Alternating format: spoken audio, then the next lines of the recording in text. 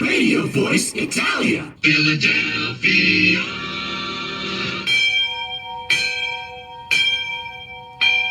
Class is now in session. Christopher Columbus University is on air from Philadelphia and broadcasting worldwide from within the shadow of Marconi Plaza. Radio Voice Italia is proud to present a recurring segment with civil rights author, professional researcher, and renowned Christopher Columbus expert, Robert Felix Petrone, Esquire. Buongiorno tutti, and welcome to Radio Voice Italia's Christopher Columbus University, where we teach you the truth about the greatest hero of the 15th and 16th centuries, Christopher Columbus, and update you on the international efforts to preserve Christopher Columbus's legacy. I'm your host, il professore, Robert Petrone. Today, on our Christopher Columbus segment, I am back from my weekend getaway at the Jersey Shore, coming to you once again from my hometown of Philadelphia, in the proverbial shadow of Marconi Plaza, where my father used to tell me my great-grandfather, Raffaele Petrone, a stonemason, laid the stonework.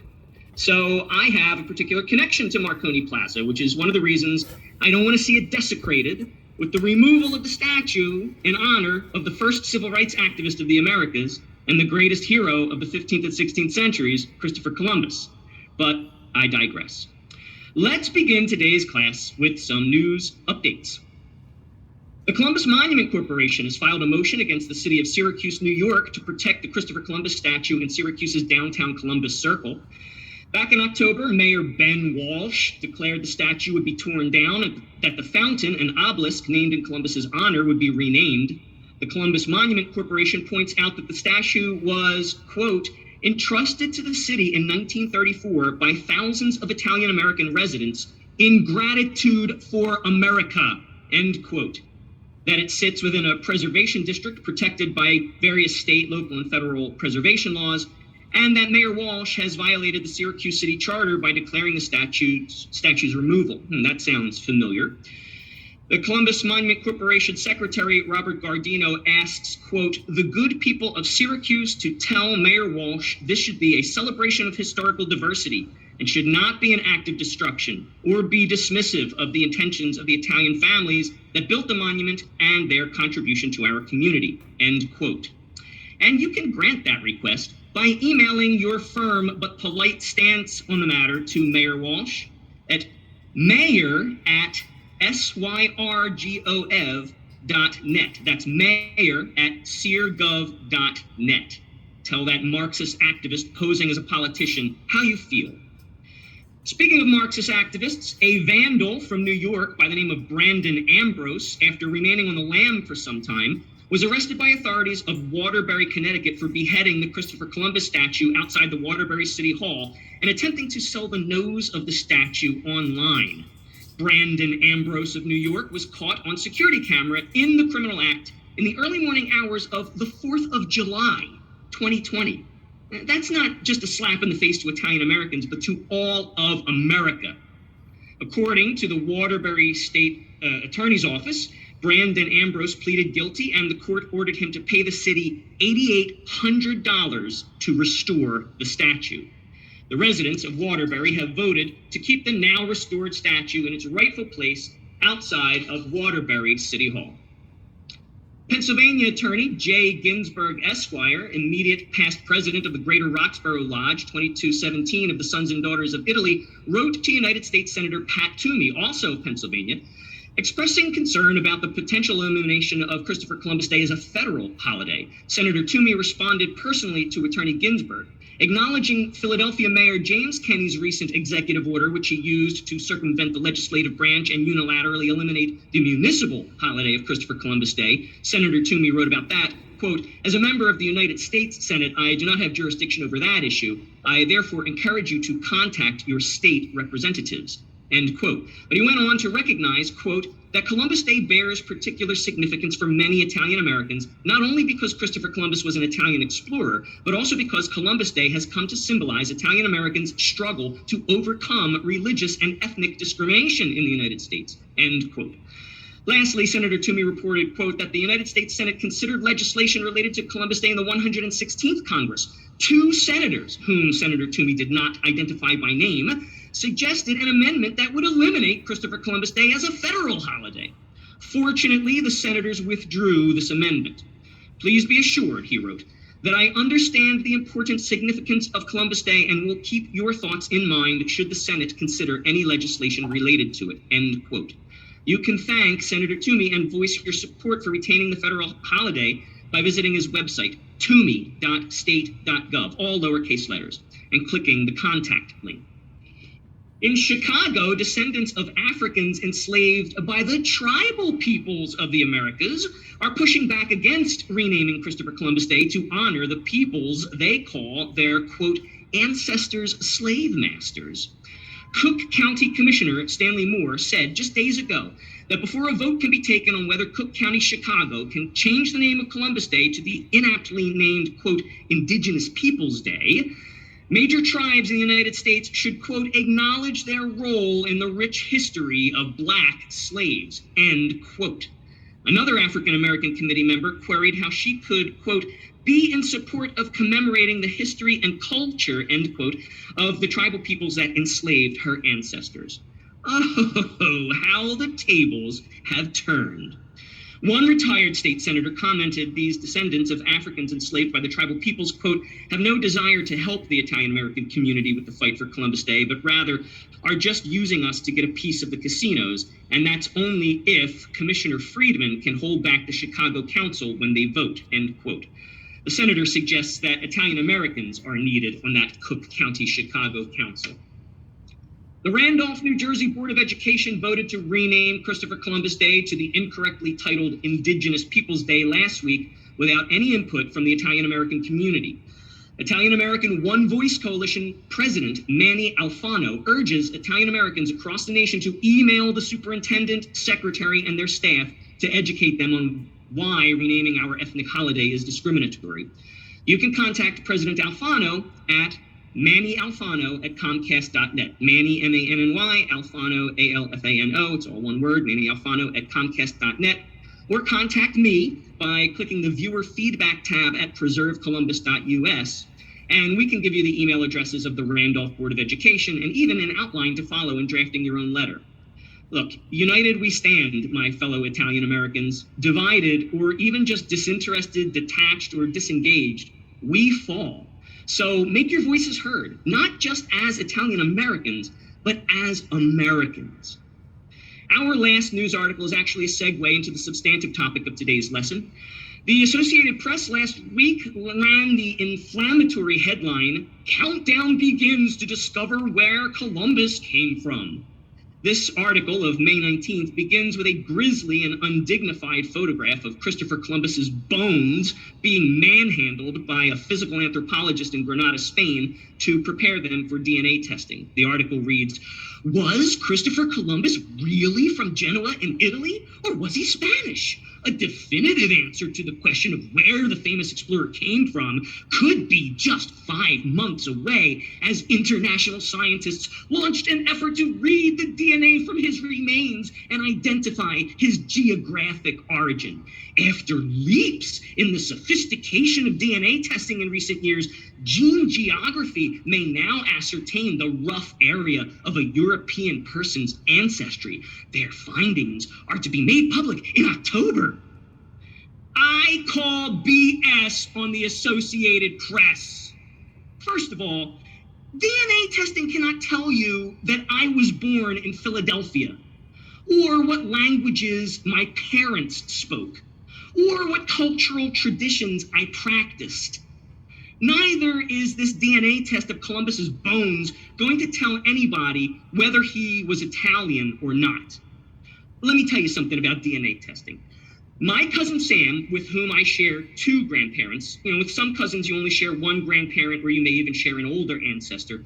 And then with other cousins, you share 2 grandparents. My cousin Sam is one of these. I share 2 grandparents with him, so we're pretty genetically close. Cousin Sam had his DNA tested with 23andMe, and you know what we learned? His maternal haplogroup, not my side of the family, could be traced back to the Middle East. and then the Caspian Sea, and then Spain, and then Italy. Our shared paternal haplogroup could be traced back to Northern Europe, then Iberia, then the Italian peninsula, then the Balkans in Eastern Europe, and then back to Italy. The lesson from this is that Italians are among the world's first mixed race people.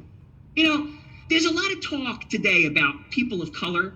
Well, Italians are the people of the most color of any identifiable ethnic group. The word Mediterranean literally means middle of the earth. Medi means middle, terranea means earth. The Mediterranean is culturally the middle of the early Western world. And the Italic peninsula was the middle of the Western world. So guess what that means? Italy is going to be the epicenter of genetic commingling. Italians have coursing through their veins the blood of North Africans, Middle Easterners, Lombards, Iberians, Central Europeans, all of the original tribes of the Italic peninsula and its surrounding islands, and all of the foreign marauders that plundered those. So, yeah, Italians have it all, genetically speaking. And chances are, Christopher Columbus's DNA results are gonna look something like Cousin Sam's. So, you know what the foreign-funded globalist, anti-Western activists posing as Associated Press journalists are going to do?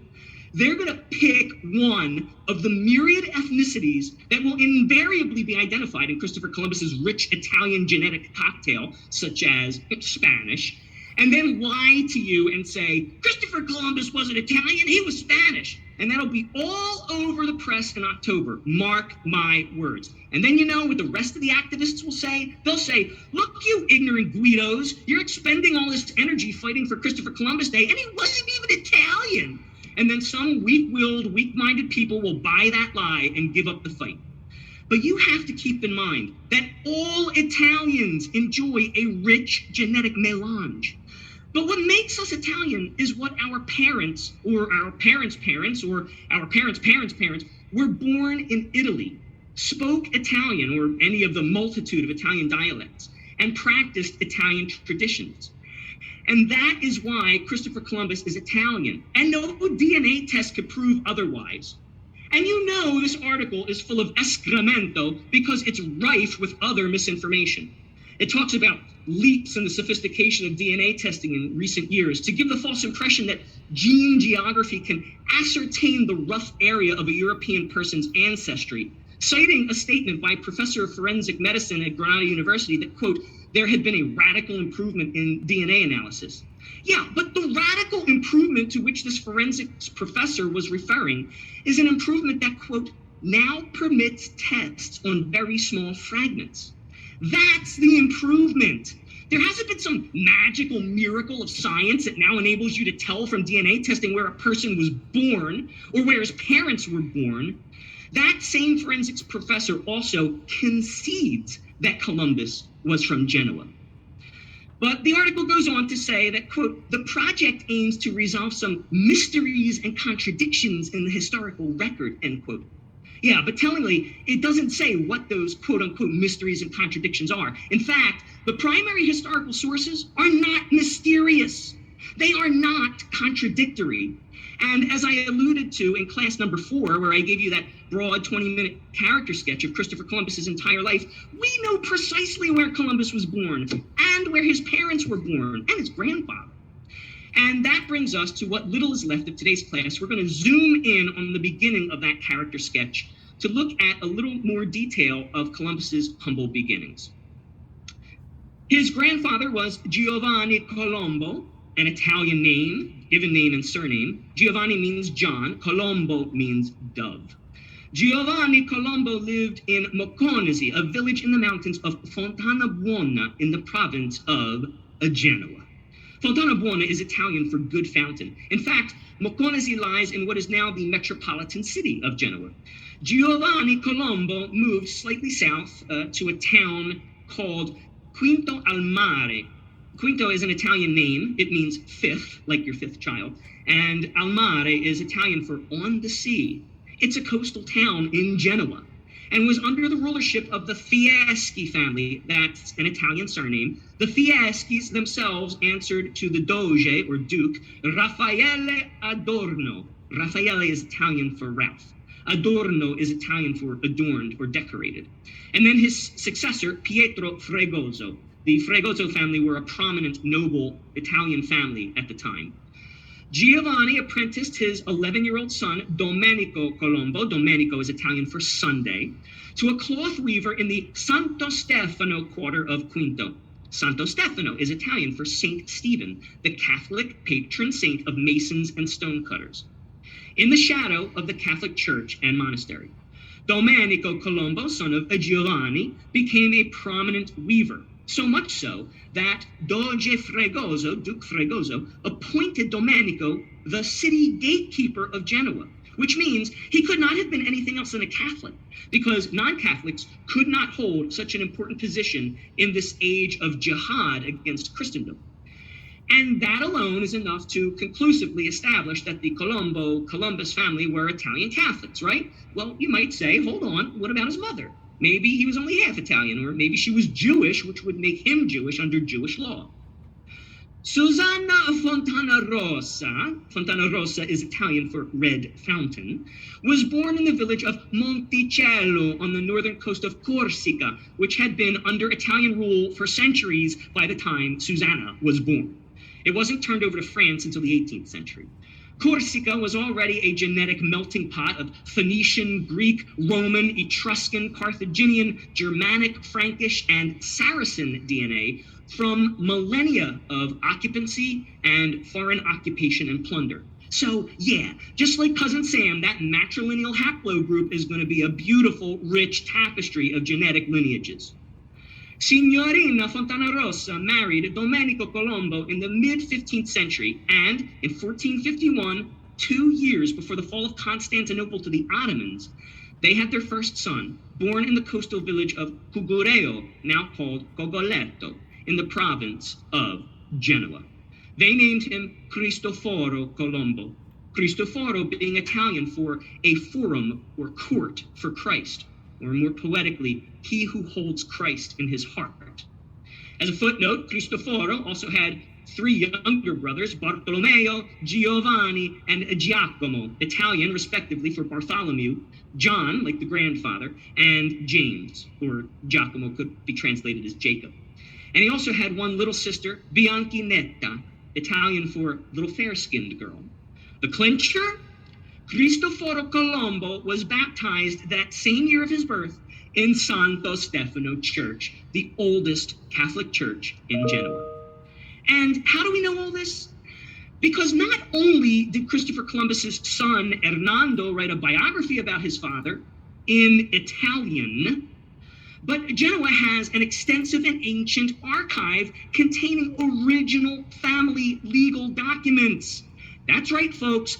Actual Colombo family legal documents are stored in Genoa's archives. Okay, that's it. Basta, chiuso, it's settled. He was born in an Italian family and baptized as an infant into the Catholic Church. And yes, his DNA is going to show all kinds of diverse lineages, but by birth and family, Christopher Columbus was Italian. And last but not least, culturally, he was Italian too.